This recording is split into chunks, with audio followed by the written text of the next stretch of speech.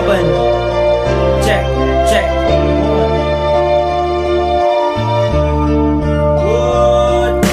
Kahirapan sa Pilipinas ay katong ng labanan, dahil buhay na mas gana ay iyong kinakailangan. Para mabuhay dito sa mundong ibabaw, kailangan mong kumain, magtrabaho parang kalabaw. Aking mga kapatid, magsama-sama tayo sa paglutas ng krimen at sa pagbago sa mundo. Wala nang hirap pagdurusa, lahat tayo ay magsasama-sama. At kahit pa humirap ang ating munting mundo, hindi ko papahintulutan na ako ay matalo kahit kanino, sa tulad yung sino-sino, pagkat kayo'y mga bagigo. Kahit na malugmok ako sa pagkatapa, patuloy sa pagbaon kahit buhay aking nakatayaan. Para sa mga taong mandarabo, humanap na kayo ng trabaho na hindi patapon, pagkat hindi ko na lahat kaya pa nating habulin. Masang kapit kamay, lahat tayo sabay-sabay. That's right.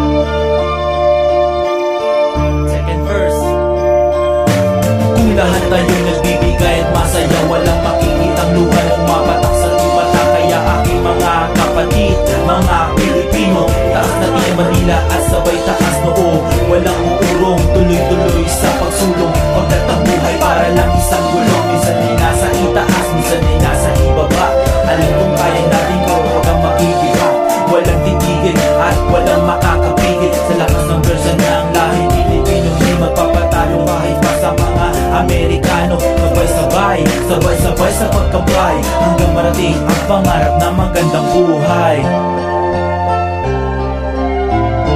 Alam niyo na, yeah, para sa mga presidente na umupo sa Pilipinas, para sa mga pinuno ng aming bansa, huwag naman kayo ganyan, pagkat kami